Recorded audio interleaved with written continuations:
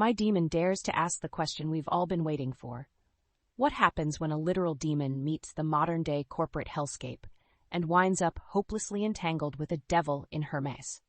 So far the answer is an enemies-to-lovers romp of utter hilarity. Guwon is a demon whose MO covers all the classics: uncanny magical powers at the snap of a finger, devil-may-care swagger, and an all-consuming yen for human souls. His is a textbook Faustian pitch. He'll grant unlimited power for a very limited time, only to send you to hell via heart attack in exchange. That said, there's more to our demon than meets the eye. Holy water doesn't hurt him. Next to black leather and a sardonic grin, crosses are his favorite accessory. He's been wheeling and devilishly dealing since at least late Joseon, but it's hinted that he once was human. As for our heroine, Do is more than a match for our fiend, in both ruthlessness and flair. She's the glitzy princess of the Mirai group, in charge of the award-winning Mirai F&B. Miranda Priestley, eat your heart out. Heads are about to roll when Dohee learns about a recent article lamenting the sugar content of her company's flagship drink. This hatchet piece has to be an inside job. However, her warpath is interrupted when the formidable Madame Ju, chairwoman of Mirai, demands that she go on a blind date. As a serial heartbreaker and chronic workaholic, Dohee is not really one for warm and fluffy feelings. However, when she's accidentally brought to the wrong ritzy restaurant, she's confronted by our demon, in one of the most memorable of meet-ugly moments I've ever cackled at. It's mutual disdain at first sight. Dohee is appalled at his arrogance, Guwon is aggressively confused, and both thinks the other is utterly unhinged. Geez, can't a demon book out a whole restaurant to consume an entire birthday cake on his own in peace? Well, not without considerable misunderstanding. Earlier, Guwon collected on the soul of a crime boss. Now, the guy's flunkies are back for revenge. The cake goes flying smack in the direction of Dohee's head. She's romantically whisked out of the way by Guwon, who's unable to stand any harm to his beloved, dessert. But as it turns out, today is Dohee's birthday, and he seemingly bought her cake.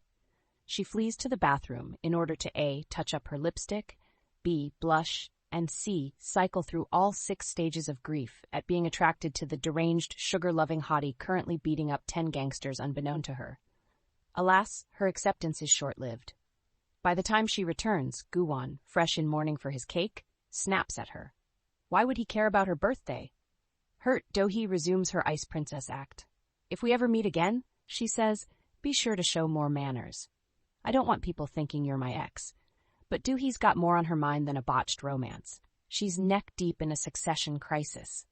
Dohee's parents died long ago in a car crash, and she was taken in by Madame Ju, who vastly prefers the acerbic Dohee to her own, more disappointing children. Needless to say, said children take slight issue with this. However, Dohee's relationship with Madame Ju is unexpectedly adorable, albeit not without its dysfunction. Dohee receives an urgent text from her boss/surrogate mother directing her to the hospital. Our girl collapses, weeping, over Madame Ju's sleeping form, only for Madame Ju to sit up, crack an eyelid, and laughingly present her with a birthday cake. The two proceed to mercilessly bicker, but it's clear that this is a relationship built as much on love as emotional blackmail.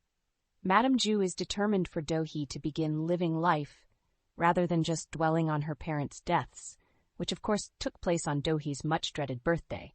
The reason she insists on the blind dates is so that Dohee can find someone to be on her side. You always taught me, retorts Dohee, to trust no one. Well, yes, admits Madame Ju, but loving someone means that, even if they betray you, you'd understand. You're that person for me.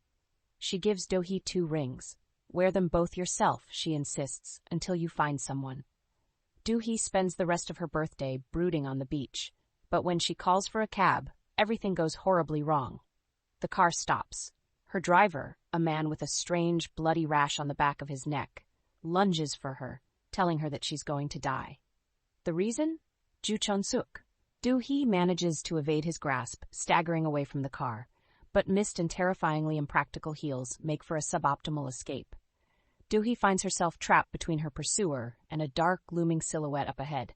Guwon. My life, reflects Dohee, feels like it's shrouded in mist. Is everyone around me a foe? Ultimately, all she can do is trust herself and take a chance on a demon. She plunges towards Guwon, calling for help. Sure, he says, but you need to make a deal. Don't worry about the specifics for now.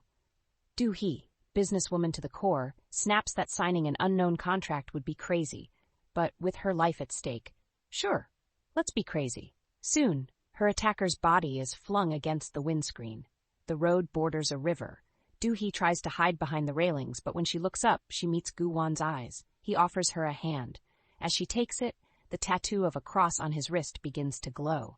But then, the attacker, whom evidently was not as dead as he seemed, drives towards them. Guwon snaps his fingers, only for nothing to happen. Our heroes are sent plummeting into the water. Do-hee knows that if she tries to save Guwon, they'll both sink, and yet in her last moments of consciousness, she clutches for his hand. His cross tattoo burns into nothingness and reappears on her wrist. Mercifully, death by drowning is virtually unheard of in K-drama, with plunges underwater carrying a 1% fatality rate. Our heroes wake on the shore. Guwon grabs Do-hee's wrist as a wave breaks dramatically over them both, only for Do-hee to pass out. Do-hee comes to in hospital, under the uncharacteristically attentive gaze of her nightmare date. Turns out, Guwon took her comment about politeness to heart. Now he's all gentle reassurances, until her bemused secretary leaves the room, at which point he's all indignant wrist-grabbing. That, he snaps, is my tattoo. Do-hee's eyes widen. What's this tacky, drunken mistake doing on her skin? Clearly, the only answer is to get it lasered, or maybe cover it up with a tasteful Pororo picture. Guwon's answering horrified expression is a thing of beauty. Insults are flung. There's an embarrassing sort of scuffle. Guwon goes for her wrist again, Do-hee goes for a slap and finds that it doesn't connect. At least, not until Guwon drops her hand, at which point it connects super hard. Guwon is left with a bright red handprint on his face, a newfound dread of animated penguins, and, most importantly, the utter absence of his demonic powers. This is a serious concern. If Guwon fails to collect on deals, then the punishment won't be pretty. He'll spontaneously combust. How long does he have? Unclear.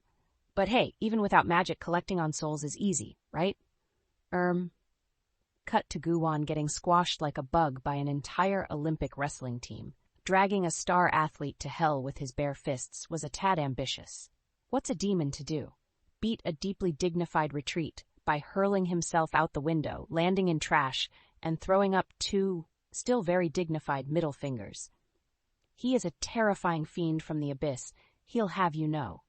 Even terrifying fiends need a little help from their friends. Guwon has accidentally picked up two human companions, whom he spends most days cold-shouldering. The first is Jin Ga-young, whose terrifying skill in traditional dance, swords included, is matched only by the intensity of her crush on Guwon. Meanwhile, there's his butler, Park Bok-gyu, who made a demonic deal not once but twice in a past life. Turns out, the only thing worse than being a starving Joseon fisherman is being a small Teokbokki business owner. Hell is a breeze in comparison. Guwon dispatches Bok-gyu to spy on Dohee, who's under considerable pressure. Due to the article, Mirai F&B's numbers are falling. And if there's one thing I've learned about numbers from recapping this year's drama numbers, it's that when numbers go down, this is bad. Dohee swears to Madame Ju that she can handle this alone. Still, her would-be assassin's words haunt her. Is Madame Ju hiding something?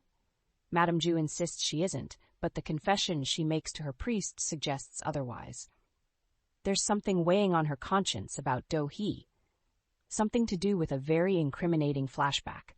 A burning car, a smashed-up mobile phone with a call from my daughter Dohee, and Madame Ju lying next to the wreckage with her knee a mess of blood, an injury that pains her to this day.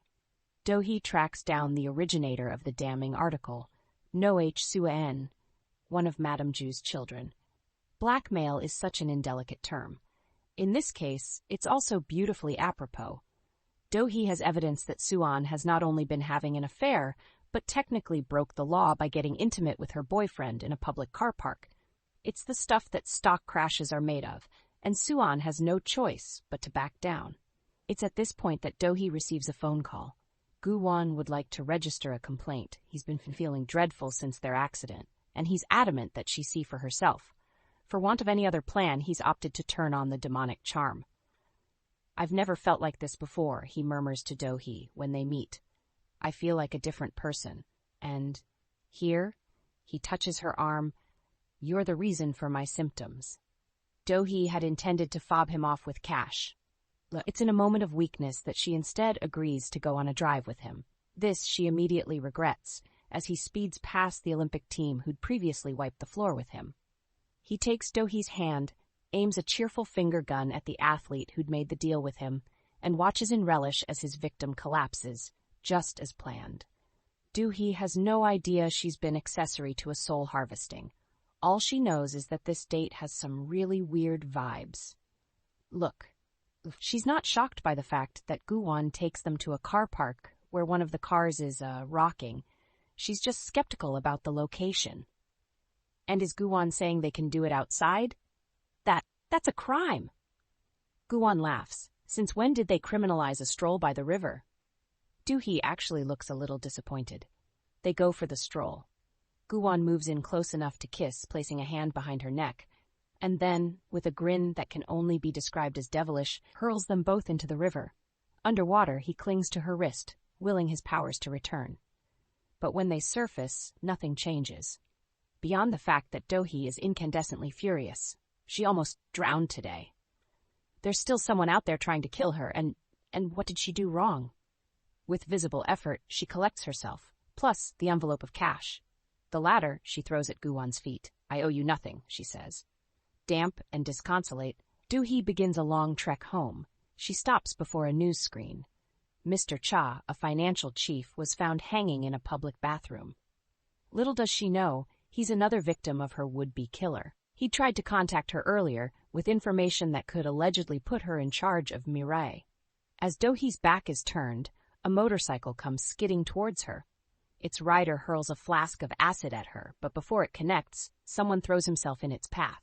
It's Guwon. Cue end of episode. Folks, I am having immense amounts of fun.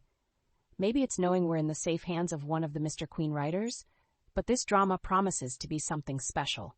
The script is so tightly written, the acting is absurdly good. Every episode finishes with two outrageous pretty people staring at each other soulfully as haunting music plays. In short, what's not to love? This show promises some really interestingly woven relationships, and it really does make a difference how they've taken the time to build up the secondary characters. It makes the leads feel real. Our heroes' chemistry is out of this world. All that fast-paced bickering is the setup for a slow burn that has plenty of space to breathe. One of my absolute favorite premises is where an overpowered supernatural character is stripped of their powers and made to suffer. There's something glorious about arrogant, hyper-competent people having the rug pulled out from under them, and the beauty of this drama is that we get it twice. On the one hand, there's our resident demon in distress. I adore the moments where Guwon snaps a finger, fully expecting to resolve every single one of his problems, only for it all to come crashing down. But there's also Dohee and her smorgasbord of trust issues. The ice princess, devil in designer heels thing is hopelessly endearing. However, that we so frequently see her knocked off kilter, just like Guwon, and forced to reckon with her own deeply buried hope for human connection. Both of our heroes are a little lost and a little lonely, and they'd rather die than admit it. I cannot wait for the narrative to force them to.